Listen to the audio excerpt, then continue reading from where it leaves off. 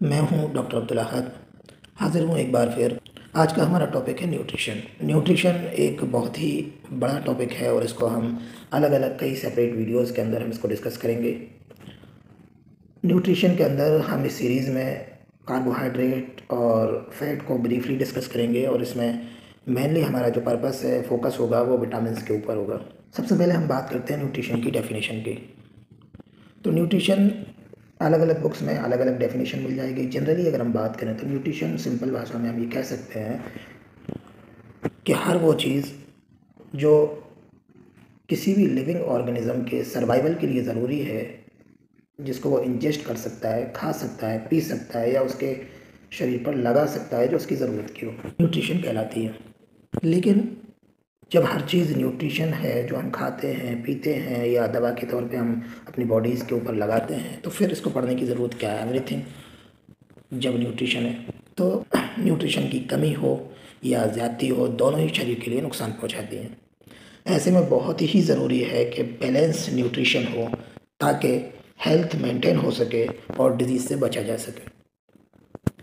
Nutrition की कमी या ज़्यादती कई डिजीज़ को प्रोड्यूस करती है, कई सिस्टम को अफेक्ट करती है, जिसमें कुछ डिजीज़ के नाम यहाँ मेंशन किए गए हैं, जैसे कोरोनरी आर्टरी डिजीज़ है, डायबिटीज़ है, हाइपरटेंशन है, रीनल स्टोन है, गाल स्टोन है, डेंटल कैरीज़ है, कार्सिनोमा, स्टमक, लीवर और लार्ज बाउल। इसके अलावा भी कई अनगिनत बीमारियां हैं जो न्यूट्रिशन की वजह से होती हैं। अब हम अगर बात करते हैं क्लासिफिकेशन ऑफ न्यूट्रिएंट्स की, तो सबसे पहले हम इसमें वाटर, फिर मैक्रो न्यूट्रिएंट जिसके अंदर हमारे कार्बोहाइड्रेट, फैट्स है, प्रोटीन्स हैं। माइक्रो न्यूट्रिएंट्स की हम बात करते हैं तो ऑर्गेनिक और इनऑर्गेनिक में हम इसको फर्दर डिवाइड करते हैं। ऑर्गेनिक के अंदर विटामिन्स आते हैं जिनको हम मेन फोकस हमारा इसके अंदर रहेगा, और इनऑर्गेनिक के अंदर इलेक्ट्रोलाइट, मिनरल्स और ट्रेस एलिमेंट्स आते हैं। वाटर की अगर हम बात करें तो ये बॉडी वेट का 60 to 65% होता है, जबकि बच्चों के अंदर ये 75% ऑफ बॉडी वेट होता है और ओल्ड एज के अंदर ये 50% तक रह जाता है।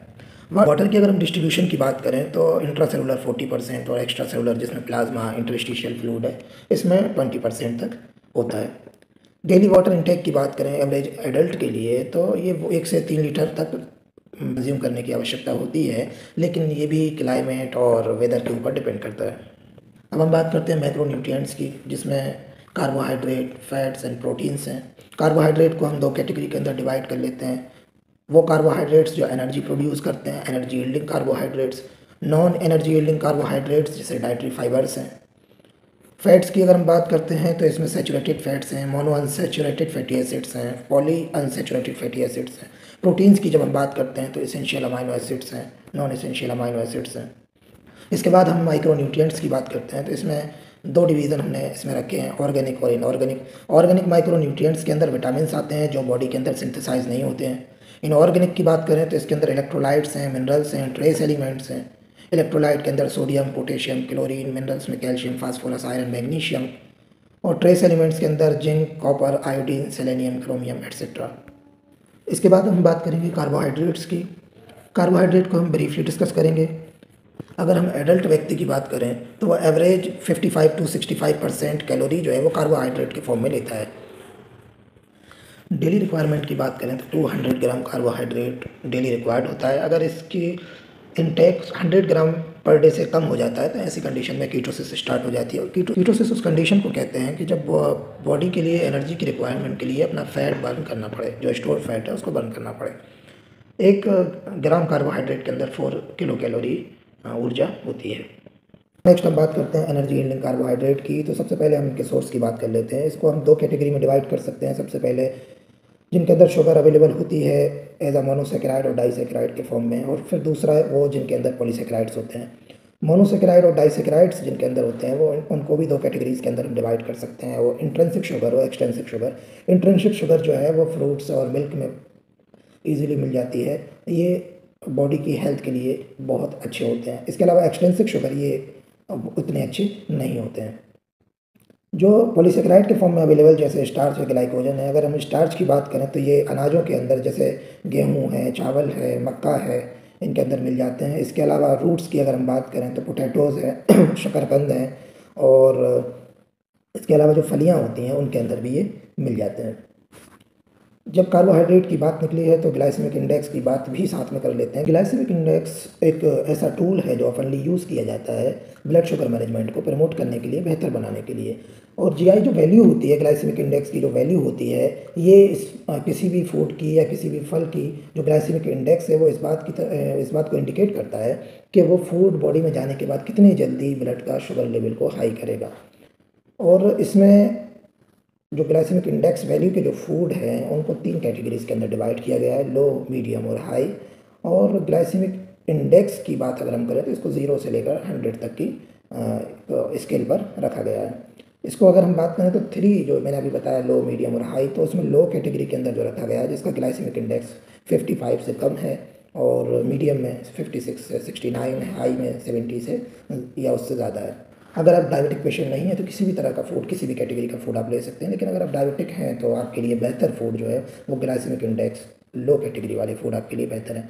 अब अगर हम कोई कंपोजिशन फूड है तो ऐसे में हम उसका ग्लाइसेमिक इंडेक्स कैसे निकालेंगे, तो बाकी के जो भी उसका कंपोजिशन है उनको कार्बोहाइड्रेट से माइनस कर दें। अगर कार्बोहाइड्रेट 55% से ज़्यादा है तो वो डायबिटिक पेशेंट के लिए वो फूड सेफ़ नहीं है और उस फूड को अवॉइड करना चाहिए।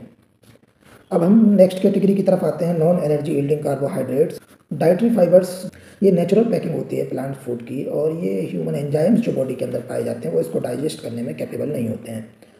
इसको फर्दर 2 कैटेगरी के अंदर डिवाइड कर सकते हैं, water soluble fibres, water insoluble fibres. Water soluble fibres की अगर हम बात करें तो जैसे जई का चोकर है, सेम की फली है, पैक्टिन है, ग्वारगम, सेम की फली के बीच का जो प्रोसेस किया हुआ आटा होता है। इसके फंक्शन की अगर हम बात करें तो ये बहुत ही ज़बरदस्त इसका फंक्शन होता है। ये सबसे पहली चीज़ तो आपको पेट भरने का एहसास कराता है कि खाना खाने में पेट भर गया है आपका। इसके अलावा जो ग्लूकोज का लेवल आपका बढ़ रहा है उसको लेवल करने में और उसको कम करने में हेल्प करता है। और इसका जो थर्ड फंक्शन है वाटर सोल्युबल फाइबर्स का, वो सीरम कोलेस्ट्रॉल को कम करता है।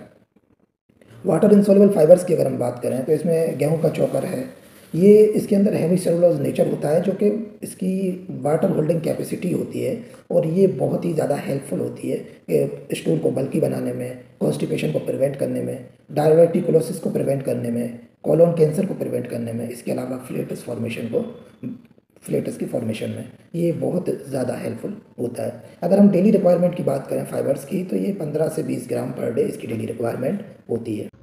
आज की वीडियो में बस इतना ही। नेक्स्ट वीडियो में हम फैट्स के बारे में बात करेंगे, ब्रीफली डिस्कस करेंगे, और उसके बाद हम धीरे धीरे प्रोटीन्स को लेंगे, और प्रोटीन्स में विटामिन को बहुत डिटेल में हम पढ़ेंगे। और ये वीडियो अगर पसंद आया तो इसको लाइक, शेयर और सब्सक्राइब करें, और कमेंट करके हमें बताएं कि इसको और बेहतर कैसे कर सकते हैं। वीडियो में बने रहने के लिए धन्यवाद।